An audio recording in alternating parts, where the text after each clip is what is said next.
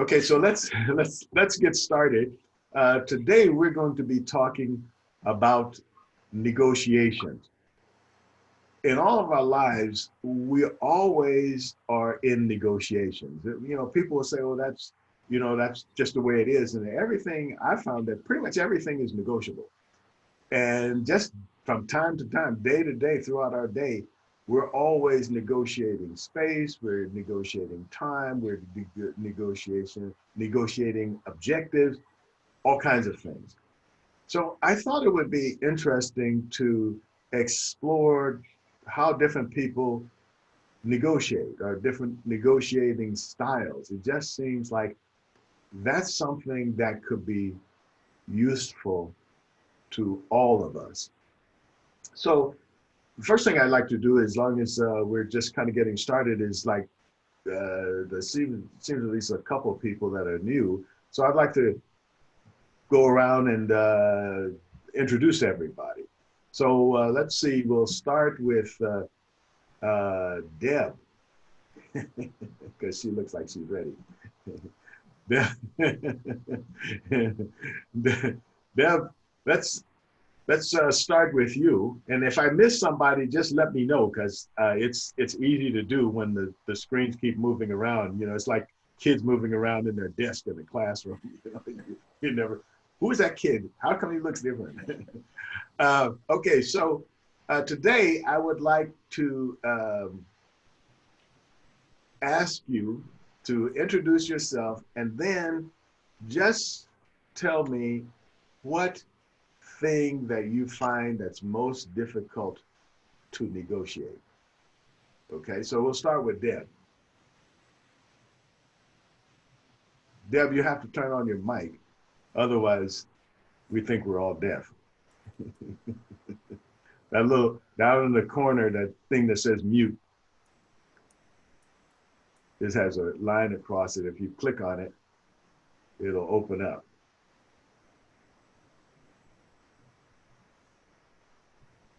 Can you unmute her, Ryan? I got it. Okay, good. All right. Jeff Grady, I'm from Sioux Falls. I find the most difficult to, like everyone else, talk politics or religion because those are such deep held beliefs that you're not going to change someone else's mind, therefore not going to change yourself. Why even discuss it? I don't know, I've never seen it before either.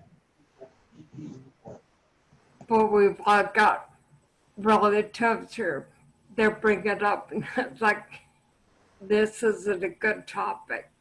Mm-hmm. We shouldn't bring that up because we're not going to change anybody's mind. My mind isn't going to be changed.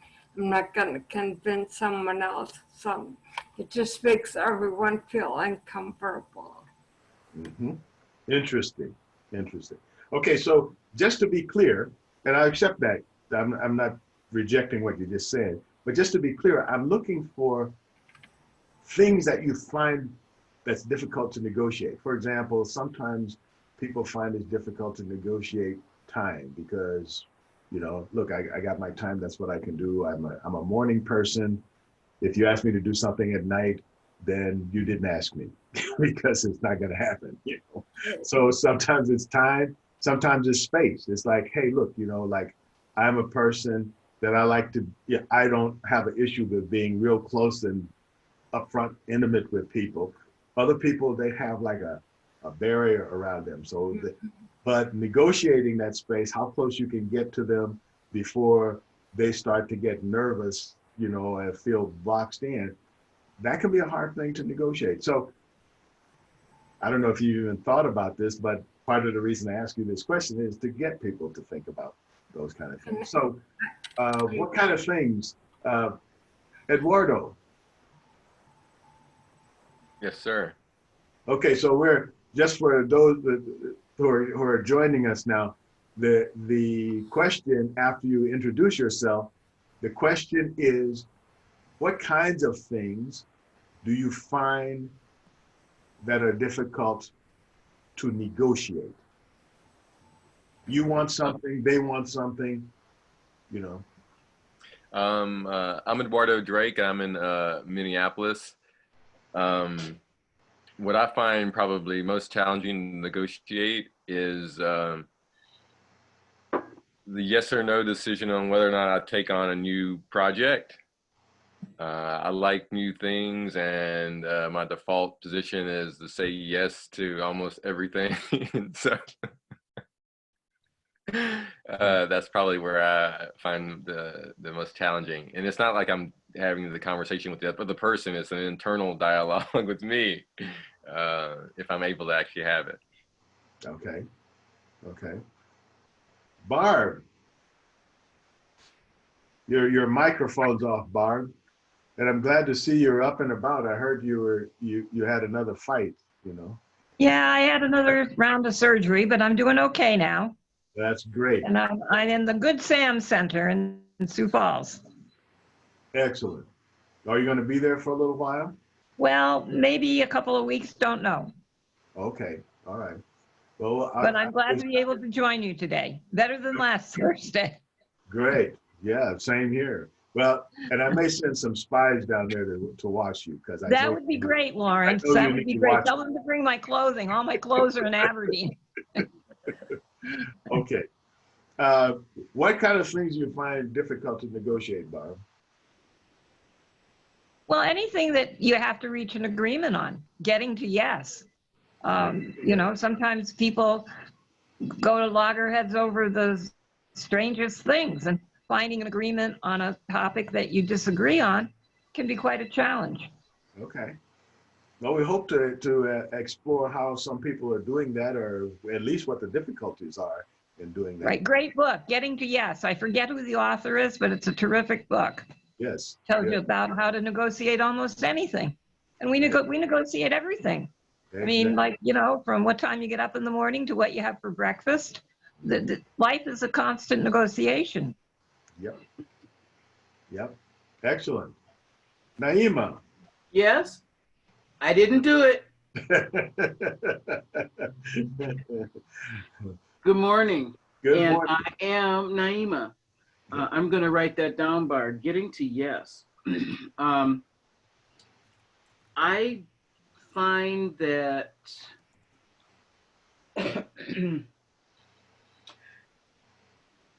the most things, the thing that I find the most difficult and have found the most difficult since I've been a child is being able to deal with people who want me to make them more comfortable, which would do a little something to my well, actually to my soul, my value systems and everything else. As you can see, I'm Black. Yeah, color does matter, but then there's only one color, and okay, we can do that later. But I'm 70, going on 72, and since I was a chocolate sweet in the Lutheran church I grew up in, everybody wanted to know what I wanted to be called, how I felt about different things, and I tell them I just want to be called for, you know, supper at an appropriate time when there's still stuff there. I was asked a lot of questions, and I didn't feel the problem answering them. And I would answer the question such as, well, I get picked on and I'm called a nigger, and I really don't like that. Well, yes, but were your actions though such as, and you know what I'm saying, and I say, well, no, I was walking down the hall and somebody yelled out to me, I'm the only one in the hall that's African American, and they yelled out nigger, and I say, well, no, I was just walking, minding my own business. But. So I guess one of the hardest things for me to deal with is that but, and that but is people want me to make them more comfortable with whatever aligns with them. And it's more today than any time in my life. You know, well, Black Lives Matter, but. And well, what about What about abortion? But, and so that's what I find to be difficult to negotiate, because people really don't want to negotiate with you. For me anyway, personally, they want me to make them feel better about their position. Okay. And it is difficult because I don't want to hurt anybody's feelings, because I can get Medea on somebody. Okay. And you do a lot of negotiations, I'm sure. So what kind of things come to the top of things that's really hard to negotiate? Wow, as Barb said, it's basically morning to night.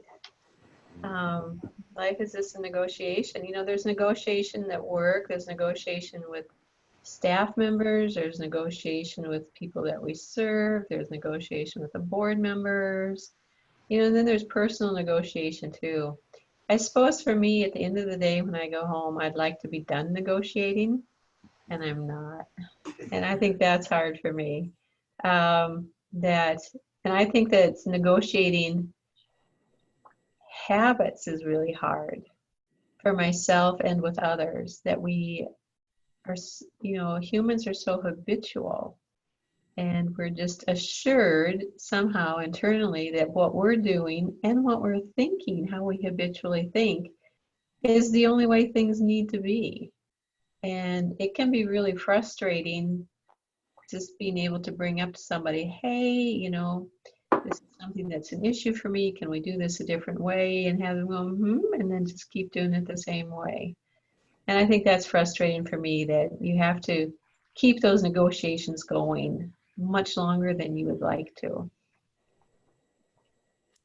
Miss Jennifer. Well, I feel like I'm Jennifer. I'm in Brookings. I'm with the Humanities Council. I feel like, the most concrete definition of negotiating, when you're talking about, trying to get a better price for a car or something like that, I feel like the fact that I have been in a job for 8 years where I need to maybe negotiate payments and room rentals and things like that has made me more comfortable with that very business-like type of negotiation. But probably the most difficult negotiations would be any kind of interpersonal conflict,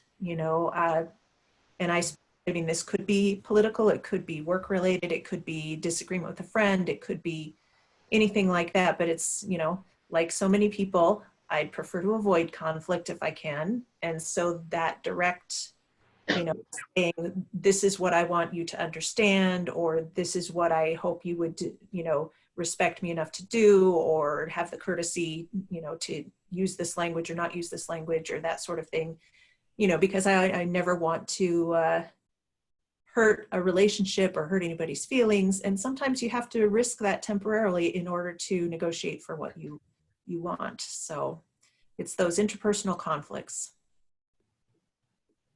That's a very interesting one. And probably for many people, after they think about it, those are probably, for many of us, those are the difficult ones.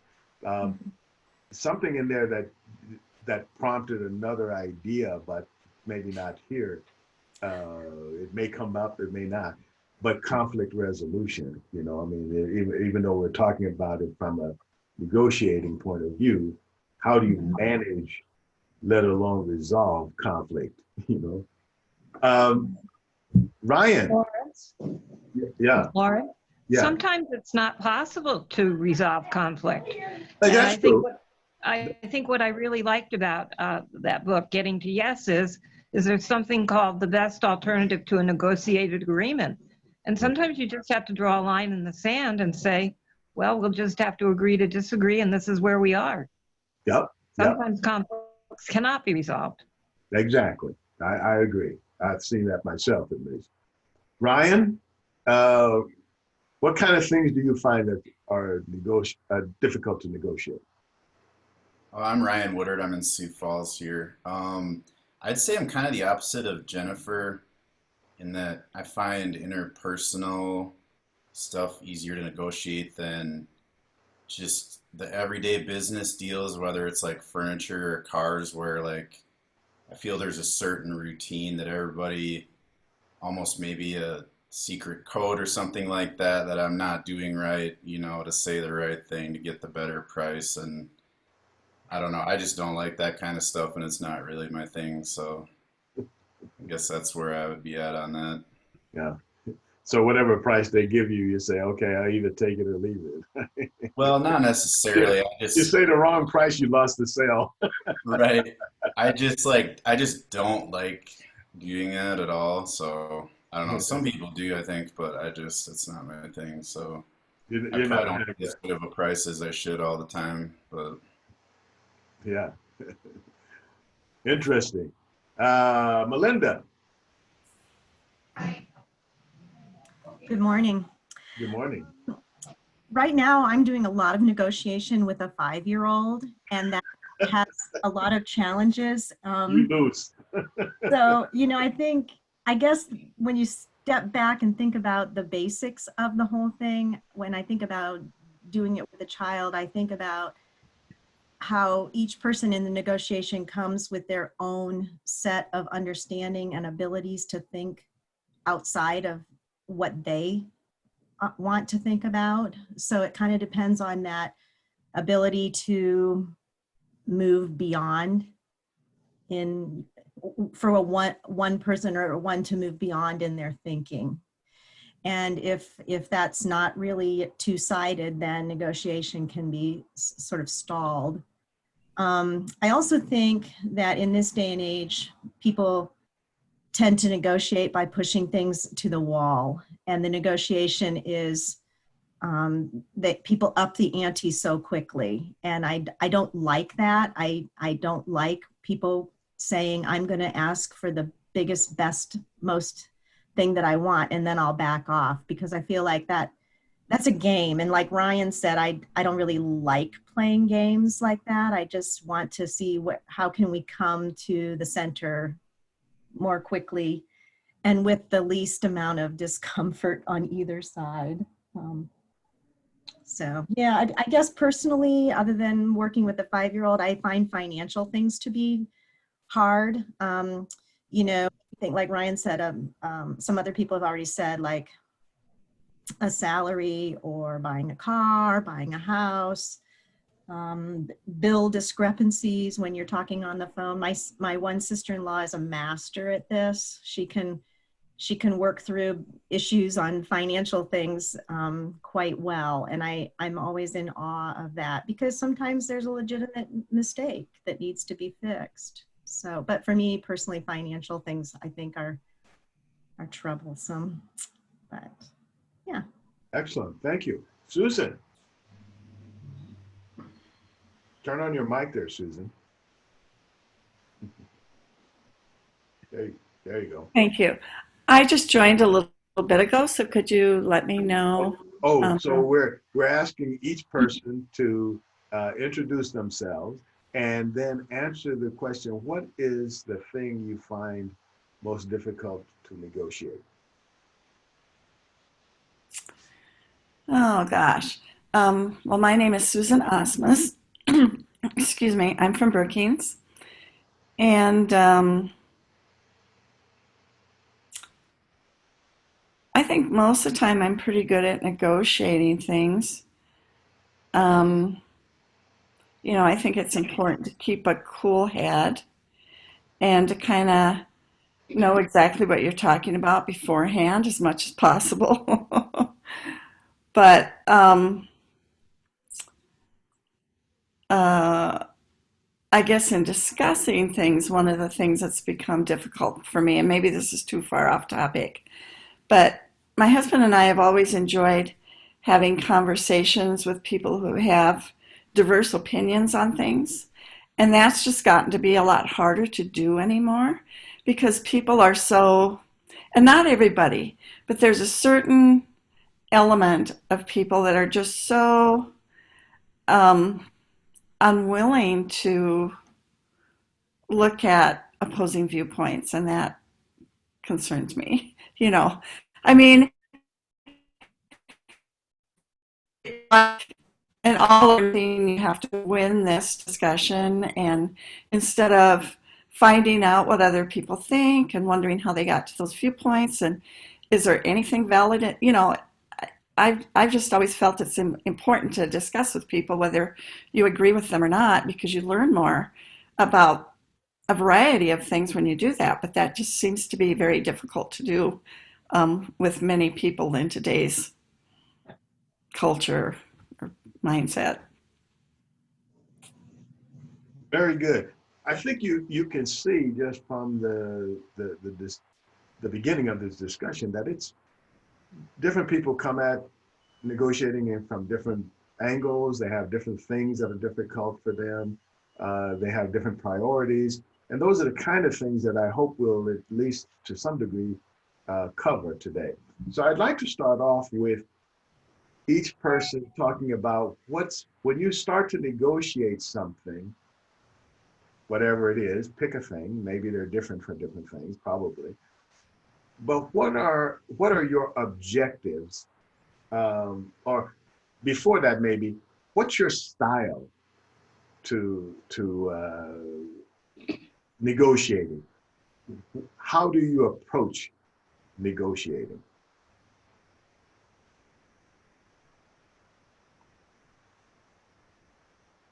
Good question. Okay, I will start, and maybe it'll prompt something, because I often ask questions that people haven't really thought about much, but you know, that's right on the forefront. So when I recognize, often I don't recognize I'm in a negotiation until maybe it's halfway through the thing, but when I recognize that I'm in a negotiation, I ask myself this fundamental question. It's my go-to question.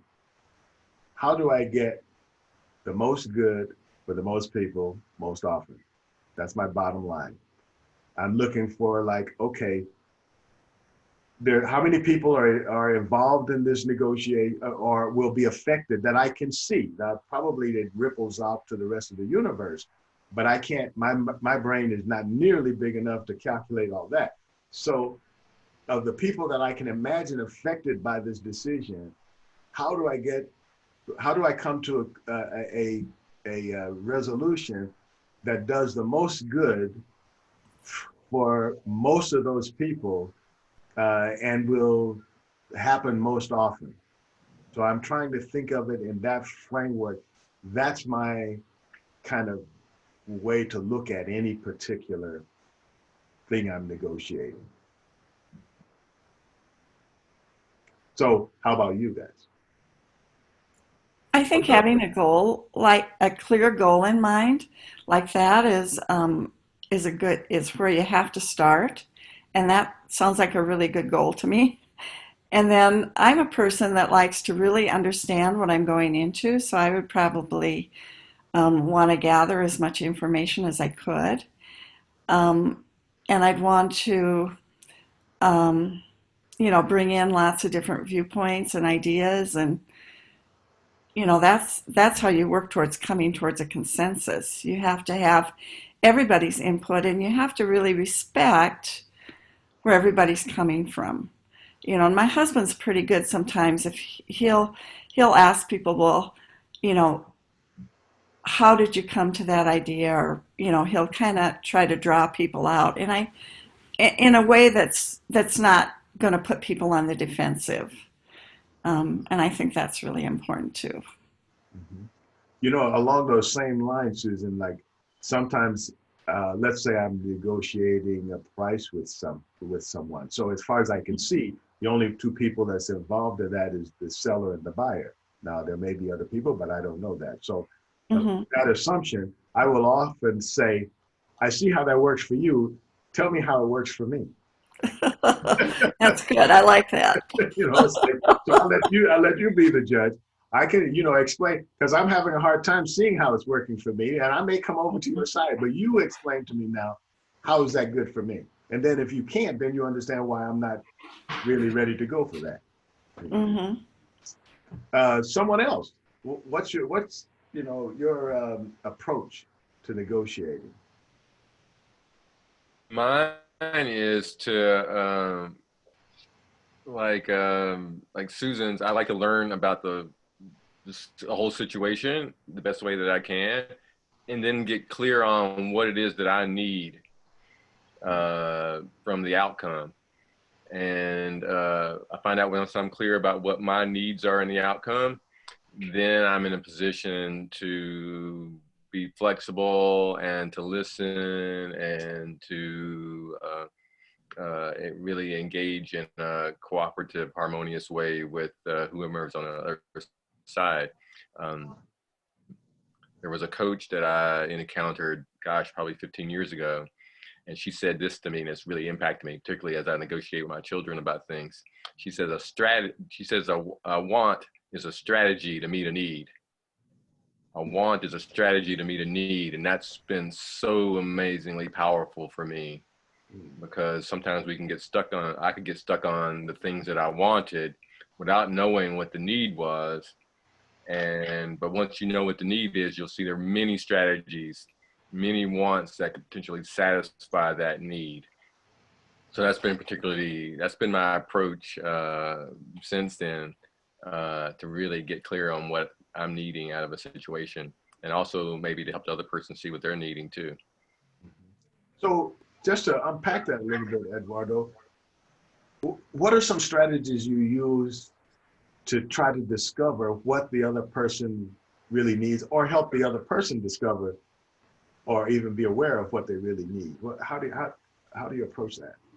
Yeah, like I'll give this example of my kid. It's 11 I have twins, and when my son was about, I guess he was probably at 7 or 8, he got up one Saturday morning and called into bed with me, and he was complaining about he said, Dad, I want a new Nerf gun. I want a new Nerf gun. You got to help me get a Nerf gun. And so I knew that was his want.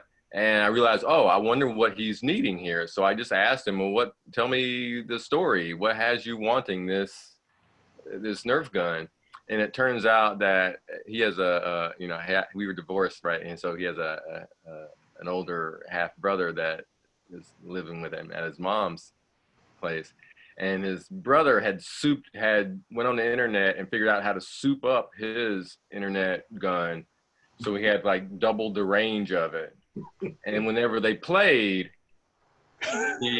my son was totally outgunned. He was getting walloped in these Nerf gun battles.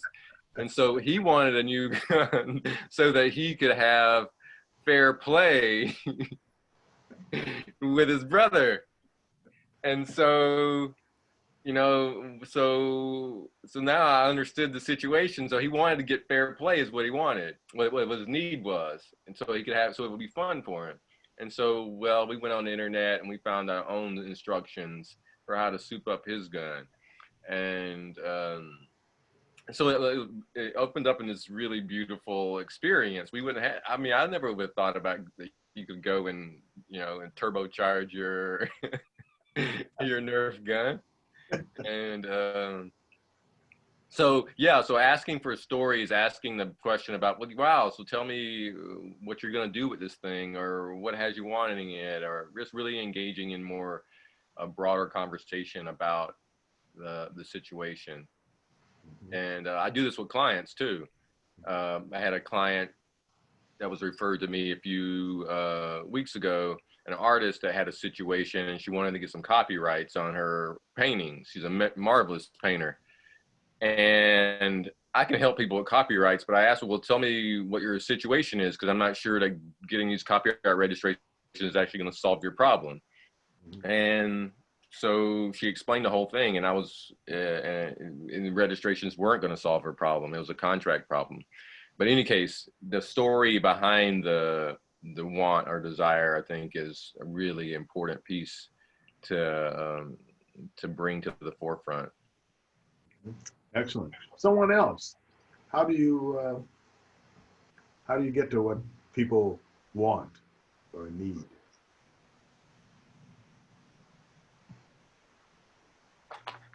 Or discover your own, even.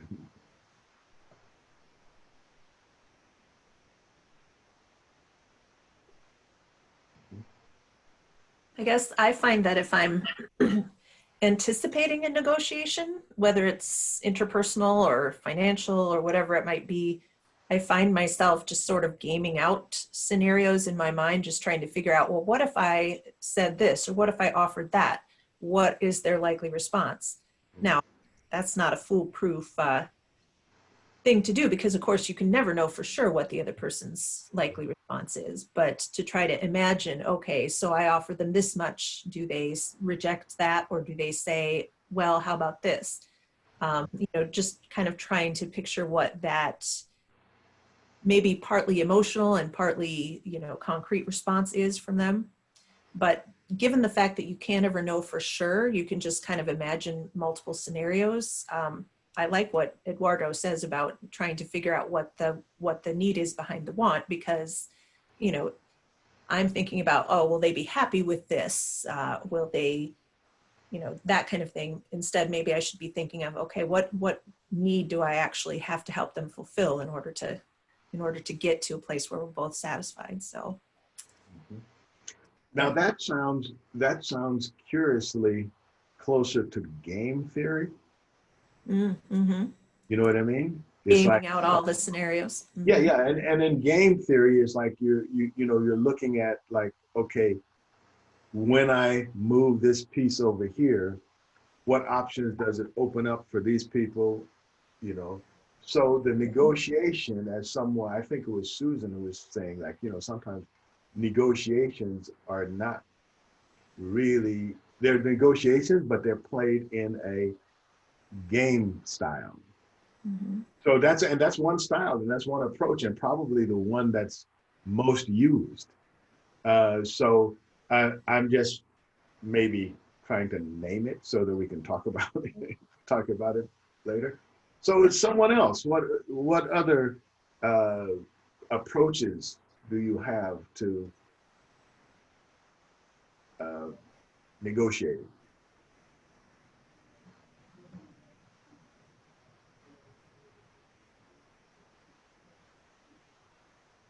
Don't all speak up at once.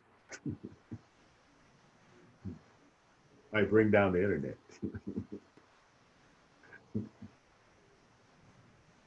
Naima? Yes, sir. What style do you use to negotiate? What's the way that you negotiate? Well, with everything, well, interpersonal too, in a way, but for things that are outside of interpersonal relationships, such as buying a car, I like the way that you were speaking in terms of, yes, well, yeah, that's right, that's good for you, all right, but what's in it for me? I do a lot of what has been discussed, and I sometimes do it with a comedic twist, if you haven't noticed. And partially, one of the things that I learned a long time ago is in negotiations, if you want to say that, not necessarily becoming somebody's friend, but becoming someone that either side will respect. You gain that respect and let the person and or persons know that, again, you're looking for the best outcome for all people. I'm reminded of in the 90s, 95 to be exact, one time when they had a mediation conference from all over in Minneapolis, and I was privileged and blessed to be able to attend. That particular summer, they called it the bloodiest weekend in the history of Minneapolis, and people from the summit were called in. There were about 5 or 6 of them that went, and they utilized what was going on with the gangs in Minneapolis as one of our theory classes. And that's the only, again, that's again the racial and economic injustice and whatnot. Though that was difficult to negotiate for them because of the fact that it was so vast to be able to get everybody to understand why people get in gangs, why this, that, and the other. So knowing, as someone said, Susan, was that you said knowing what you're going into. And that works really, really well. But the one thing that I noticed with dealing with more than one person is that respect for the negotiator, the respect and the understanding, the truthfulness and the heart of that person that you're dealing with, including the guy that you're buying the car, and being able to have yourself with that resolve. No, no, no, no, no. You drop it 1,000 or I walk. Well, you don't have a car to walk. You don't have a car to drive. Yeah, that's why I said I'll walk. And then, all right. And it's worked. But, you know, there's so many vast, I mean, you get the interpersonal, you get the buying a car, you get the negotiation. Oh, but I do very, very well for negotiating prices, you know, just with the car and whatnot. But it has to do with how you approach things, how you go into it, knowing your audience. You know, you wouldn't, yeah. I could go on and on and on, but that's my main thing. Yeah. You know, if one limits it to winning, you know, which many minds do, you know, it's just like if I win, whether it's an argument or whatever, if I win what? We don't know. Just I feel better because I have determined that somebody raised my hand in the rink and then, you know, I win. If you reduce things to that, I think negotiations become pretty simple, you know, because the only thing you're doing then is like moving the chessboards, you know, at least for me, I can see my pathway in lots of ways to winning if I reduce my objectives to that, you know, because I'm a gamer, you know, so I can see, okay, but somehow maybe it's just like, just as being human, I'm not satisfied with that. You know, maybe it's that thing of you're always dissatisfied with what, it always just seems like that's so empty, you know, just to win at the end. And it also often backfires because you won, you even got what you wanted, but you left a dissatisfied person on the other side who hasn't figured out a way yet to get back at you. But given time, they will.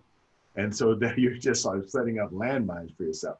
That's why I'm looking for, okay, like, well, what's your approach? You know, how are you looking at the negotiation and what you're doing? How do you determine your needs?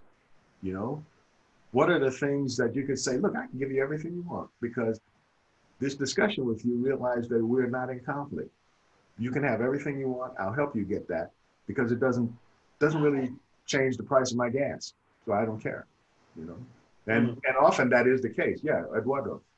Yeah, I want to add that there's a really cool concept called nonviolent communications that was developed by Marshall Rosenberg. And there's a book of the same title, Nonviolent Communications.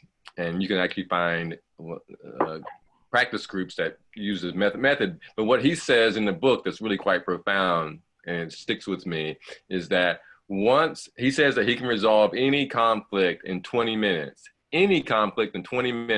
once both sides of the conflict acknowledge what the other side is needing.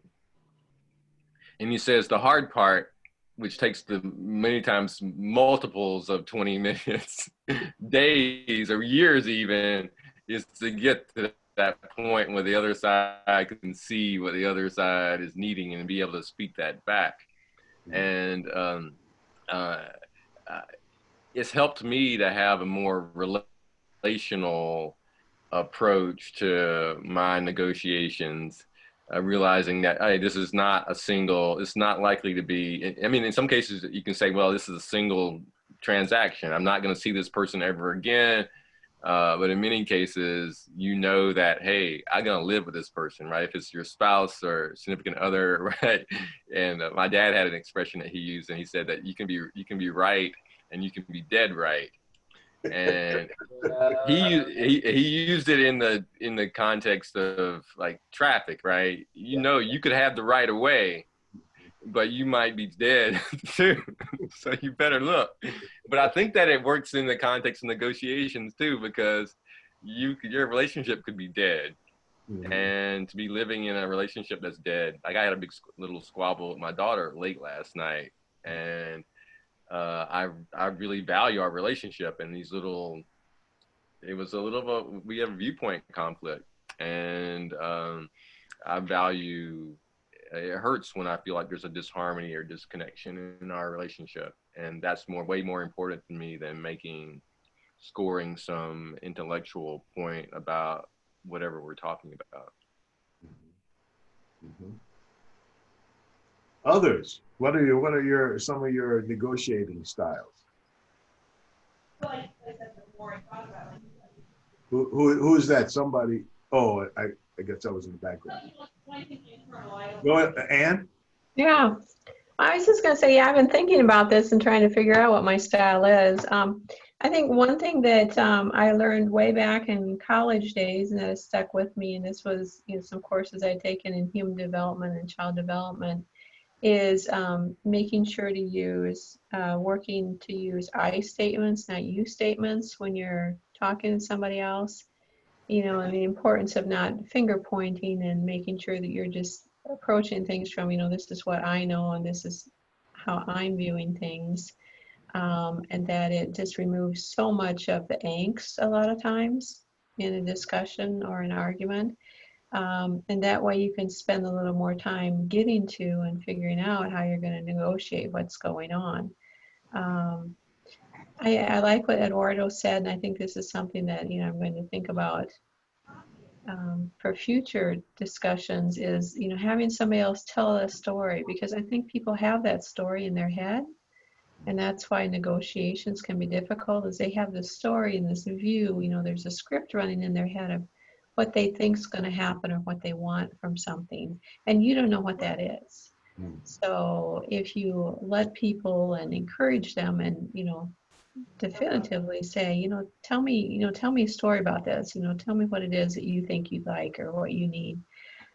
That's again letting somebody else unfold what's going on for them, because you just don't know, and that's the wall with negotiations is, what is it that you know about that other person and their needs right now, and how is it that you can bring that out into the open so that you can both have a good discussion about where you're both at. So, for me, it starts with using I statements instead of you statements. And, I think going forward, I really like this idea from Eduardo, that just kind of seemed like a really good idea to try, let's hear a story from the other person, because I think it's there in their heads.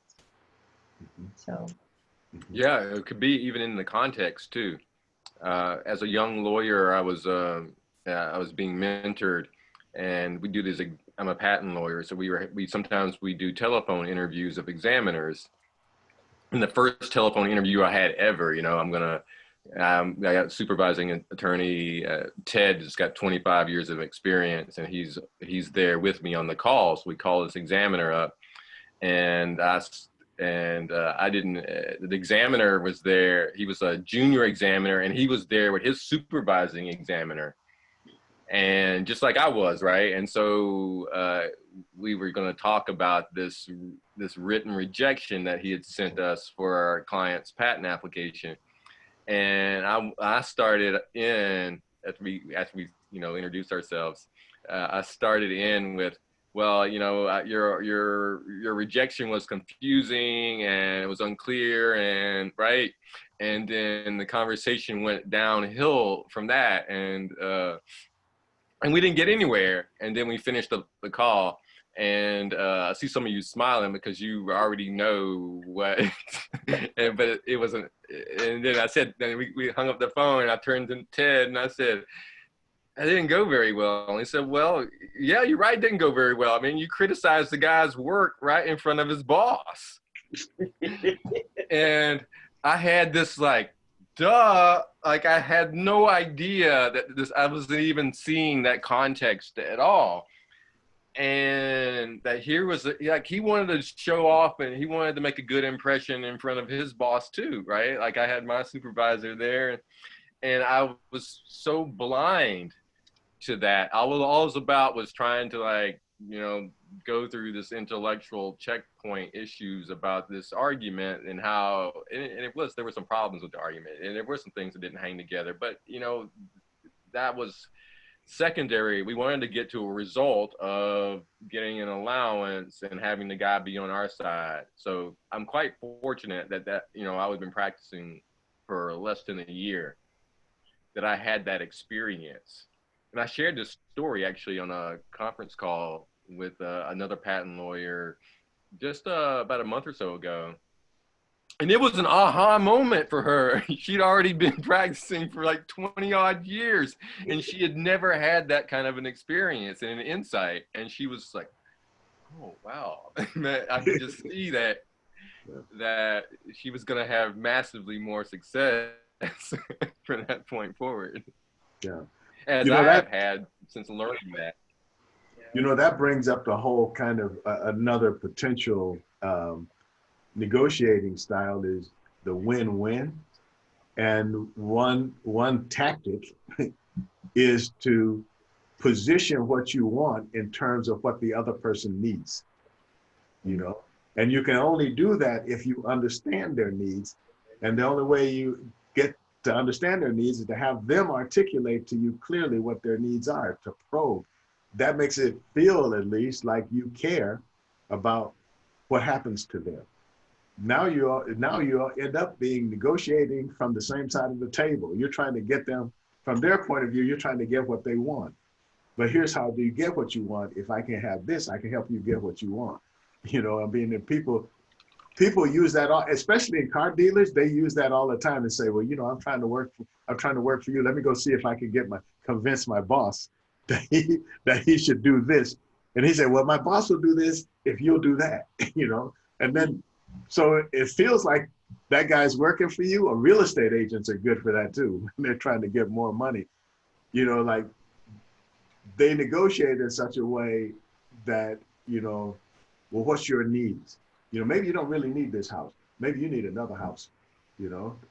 So I find that at least in my interpersonal relationships, that's useful, because if I can back away from what I need and then just get the other person to feel them out, often they resolve the conflict and I don't have to say anything. They resolve the conflict, and if it works for me and I'm clear on what I want, let it go. And then they're happy and I'm happy. Other ideas, I want to go to something else, but if there are other people who have been thinking about this and have something to say, I'd like to go there. Nobody said, remember to check your ego at the door. That helps. But sometimes it's all about ego. You know, I mean, sometimes I think we underplay the importance of ego. I mean, and we pretend like, well, it's just this thing in this box that we don't need. But depending on how you define it, and that's at the bottom of it, that, you know, that's what a person is in it for. You know, it's like, I don't feel right about this. I feel like I'm being demeaned or diminished as a person.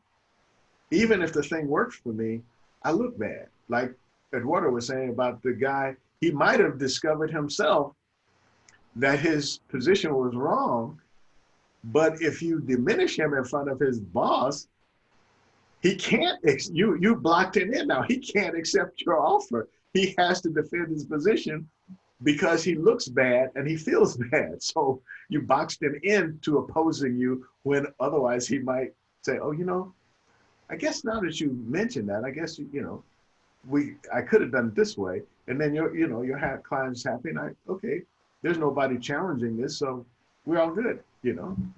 So, yeah. Are there any other ones? Well, I was just thinking about what you said, because I'm a retired preschool special education teacher, and a number of the children that I worked with were diagnosed with pretty significant behavior issues. And when you're trying to change behavior, you can't destroy somebody's ego in the process, because you might win the battle, but you'll never win the war that way. So you have to be cognizant cognizant of that when you're working with children. You want to make them feel better about themselves, and not in a false way, but you can't destroy their ego by saying, oh, that was terrible, and whatnot. You need to sit down and have a discussion and figure out where they were coming from, and then help them find a better strategy for dealing with the issues that they came up against. And if you can do that, then you can really eventually make some long-term changes in behavior. But that's not always the way that discipline is handled. So. And to underscore exactly what you're saying and put it in real terms, I used to do men's work. I belonged to a number of groups that try to get men to like challenge themselves to be better people, particularly in their relationships with women. And one of the things that we were very interested in helping men through is violence toward women, especially their significant others. And one of the things we found early is that the programs that people were doing were actually making it worse, because the research would show that the reason that these people were violent toward their spouses was because they had low self-esteem. They established that, right? Now you go to the court-mandated classes, and what those people do is tear that guy's self-esteem down to like nothing, and they never build it back up. It's one thing if you do that in the military and then you strip the guy down, then you build him back up into a new person. They were just stripping it and leaving it. That guy goes back to kill his spouse, because now he had a little bit of self-esteem. You took that little bit away, and you already identified that that was the problem, So here's the case where the how you say the cure was worse than the disease. It just made the person worse. To me, that's a perfect example of that. That's why I say check your ego at the door. I'm not going to say where I was working, but I agree with what Sue has said, because some of the people in the special ed department, which shall remain named, it's not Elkton. Let me get that clear. But Brookings were there. There were some teachers there, and Susan can shake her head. They had a lot of ego, and there was the way that they were dealing with those children tore them to the core. I left because I could not deal. I was not going to deal with that. That's before Dr. Willard came. But the classes that you're talking about, taking people and demeaning them and whatnot, even some things that go on in the prison systems where they, they gotta do this to get them to do whatever and so on, the ego. And when I'm working with somebody, that's why I say my interpersonal is not a challenge, because you're not going to hit me. You're not going to do all these different things that are inappropriate for one person to do with another. So I push that off to the side, because it's not going to happen. And thank God, 18 years, 19 years, going on 19 years, I have that fabulous man. So outside of that ego, when it's ego-centered, where you have to get the better hand and whatnot, that being able to get past that, I think, is once you have gotten past that, and then some of that lead up to is, well, what's in it, and well, how is that? And Eduardo's thing is just, that's perfect, bringing that out. I think that's partially where you get to. And with kids, like what Susan was talking about, when our system of bullying, because let's be clear, bullying, ego, and some of the things that go along with that, when you're able to get past some of that, then you're able to get to some of the nitty gritty. I'm going to stop now. Well, Eduardo. assuming that there's Sure, you have to be very careful. Go ahead, Susan. Oh, I was just going to say, I think as a teacher or any person in any kind of an authority position, you have to decide that you're not going to take things personally. So you're right, check the ego at the door, because if you take things personally, you're going to be coming at it from a whole different viewpoint, as opposed to your role, which should be as a teacher to help children grow. So, well, I would like to move on to a different angle on this. One of the things that was mentioned earlier was kind of game theory, or compromise, is a word that would come up. And often when people think of negotiating, they think of it in terms of like meeting the other person halfway. We often say that, just like the halfway mark is some kind of golden place that we're trying to get to. So I'd like to explore for one, is the halfway mark not always, or is always the point that you're trying to get to, and why do you think that the halfway mark moves? If you could be succinct with that, that would be appreciated, because I want to move on from there to something that's connected to it. What do you think about using the halfway mark as an objective marker for compromise and resolution of the negotiation / conflict? I think it's a bad strategy, because it's kind of a tug of war metaphor, and it doesn't allow, I think, for a really true win-wins. If you get half of what you want, it's only half of what you wanted, and you can put a lot of attention on the other half that you didn't get, and you won't be feeling that great, which I think a lot of people probably do. You hear the language settling, and particularly in even like in the dating context, like people settling for things.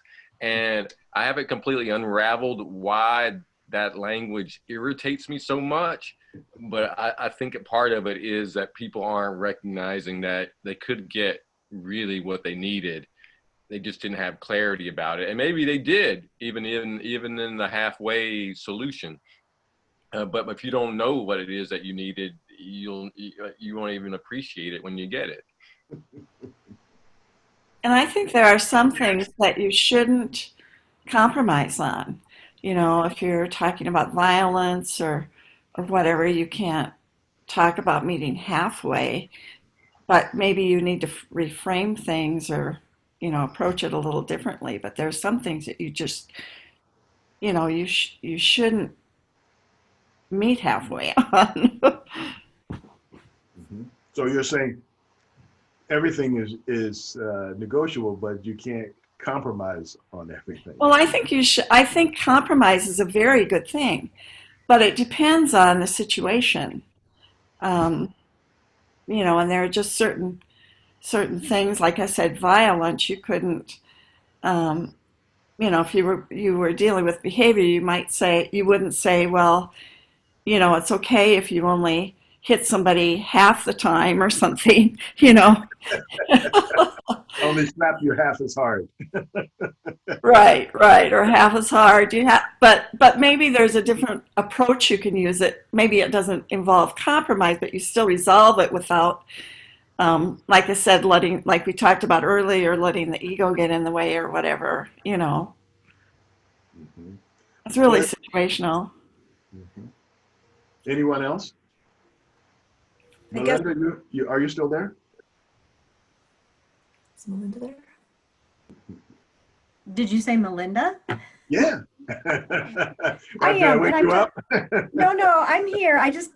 There's a lot of road noise outside of my window, and I think a car went right when you said my name. So sorry. Yeah, I'm just really thinking a lot about this. I guess we have a little bit of a saying in our house. Sometimes my husband and I do about when you're entering, when you know that you're going to have to go into a negotiation, or you know you're going to have to work through something with someone else, that we have to be cautious that we're not, quote, loaded for bear, and that we don't go into it, feeling somewhat confrontational, or feeling like you really need to, like it's really going to be, maybe for lack of a better word, a fight or a struggle. And I think we have to let go of some of that.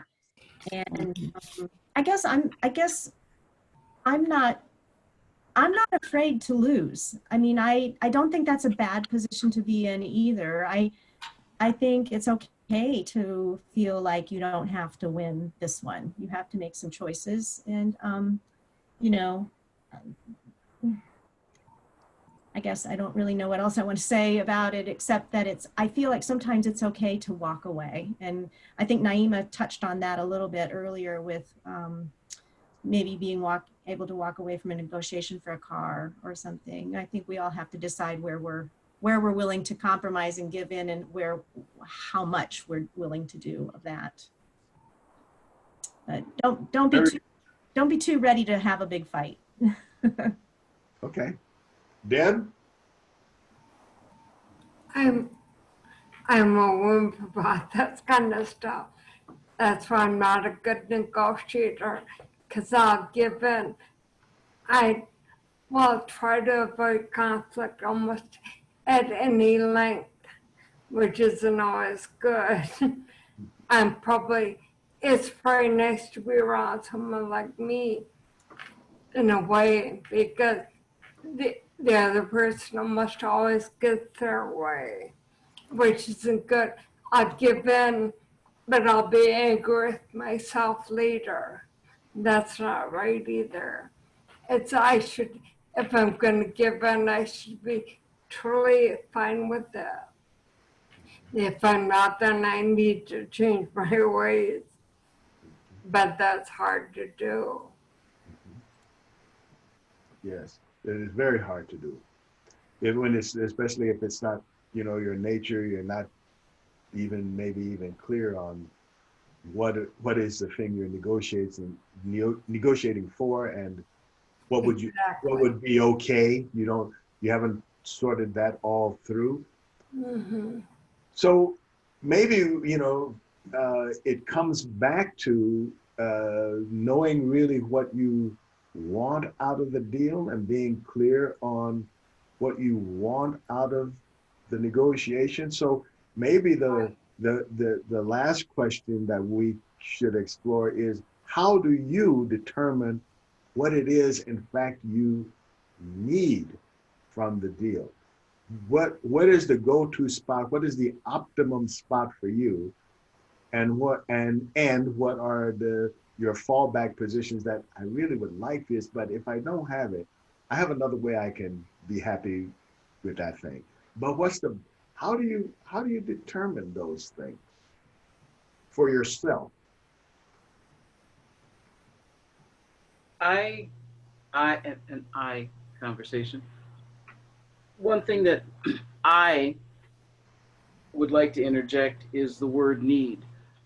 I've changed from the word need to require, because need has so many different connotations, and require is, I require electricity to run this computer so that I can get the internet, and I require the internet. All the things that are required. And then there's some things that you look at, and you say need, and so on and so forth. So I look at it as require. The other thing is, if I am, or when I'm negotiating or doing whatever, because life is negotiation, I am,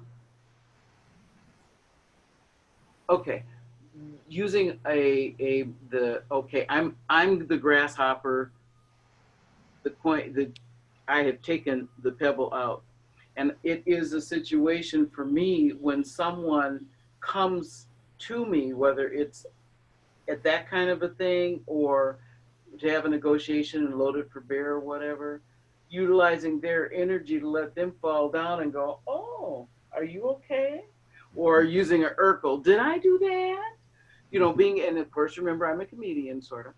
So that's the thing, require, what is it that I require, and being able to remember that it's not the bracing that is going to get you where you need to go. Sometimes when I'm like Susan, no, no, you ain't gonna hit me, no, no violence.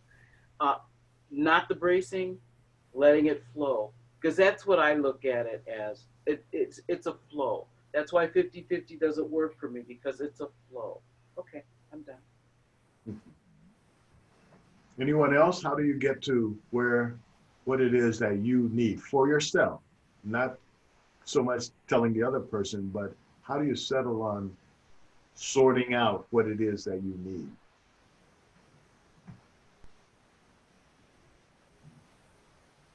I think asking those why questions are really useful. And almost, I can't think of a single context where at least asking yourself these questions isn't useful. Like, well, why do you want that? And then you answer that, and well, then why do you want that? And then the 5 whys can help you get down personally to what the thing is. I have much more facility with this than I used to. Just being understanding that distinction between wants and needs, and so I mean, like, autonomy is a big thing, or freedom, or choice, or having more possibilities, or like big, or wanting adventure. Those are big needs of mine that oftentimes get overcome by circumstance. So I'm alert to those for myself. But I think asking yourself those questions, is the why questions, 3, 4, or 5 of them. If you've got, hopefully you can cultivate the patience to do that, because it can be frustrating, because sometimes you don't know. You have to let the answer come to you when you pose the question, as opposed to thinking that it's going to be right there, at the tip of your tongue.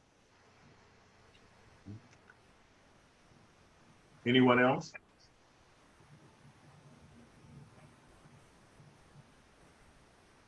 It's a quiet group. Yeah. Well, maybe, I'm not, well, let's say I am known for asking questions that people haven't pondered. And so I'm not surprised, but that's the whole point, really, is to pose these questions and we wrestle with them. You don't have to have, like the answer for even yourself, let alone everyone else. But I think posing these kind of questions, one, it gets us to be better at answering them, because now we can think about it. We can hear other people's answers, and also their struggle with these kinds of questions. And it positions us, from my side, it positions us to explore the world in a way that we wouldn't have before. So with that, I'm going to leave you with some of those questions and suggest that, as we've established, negotiation is something that we have to do whether we like it or not, because that's kind of like the world we live in. And we can, even if we capitulate all the time, as Deb says she's in the habit of doing, we're still in a negotiating world. So it really is useful for us to explore, one, our inner needs. What is it that I want? What are the basic things? What am I about? And why do I want this thing as opposed to another thing? And then from there, it might help us to understand how we can draw out from the other person, what is it that you need? Because sometimes they haven't asked that question either. And so even if you negotiate something that they agree to and they think that they're happy with, 10 minutes later, they're changing their mind because they weren't clear on what they wanted. And and that first thing that sounded good, now after they think about it, oh, maybe I don't really want that. Now they want to renegotiate. And then you're saying, no, we came to an understanding, and that's the way it needs to be. Well, everything is always negotiable. Remember that. But exploring this idea of negotiation, explore this and practice it little by little, whether it's price or, interpersonal relationships or whatever. Little things, I would say, at least for me, I try with the low hanging fruit first. The little things, the easy things that's negotiable, that I don't care, that if the other person wins. And maybe that's a thing we should revisit as well, whether winning is the point, because as has been said before, you can be right and dead right. You can win the war and lose, win the battle and lose the war. You can get all the things that you want. You walk away feeling good. And now you've created 4 or 5 enemies that are looking for a way to attack you in any way that they can. And they may not even realize it, but they didn't feel good. Nothing was left. So all of those things that we now can like put in the mix. There are some in the chat on the bottom left-hand corner. If you open up the chat section, in the bottom right-hand corner, I would say, there's a little box with 3 dots. If you click on that, you can download all of the things in the chat section, and then you can for use later. There's some interesting. There are some interesting links on there, and maybe I think a book or something like that too. So you can keep that and not lose it. If you check on that little box, it'll load. I think on Macs it goes to the download folder. On PCs, I don't know where, but it's somewhere out there, that's in the ether. On your computer, you can get those. I would suggest doing that and just explore how you negotiate, because I think that will be something useful to all of us. Before we close this off, is there anyone who had something else that they would like to add to this conversation?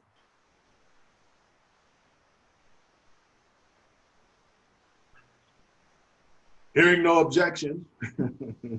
Okay, we will adjourn this meeting, and we'll be back same time, same station. And the link that you got today is a link that will work all the time. You just put that someplace where you can click on it, maybe a Word document or something like that that holds a link file. Click on that, and it should open up this session. It'll also be stored in your history of links.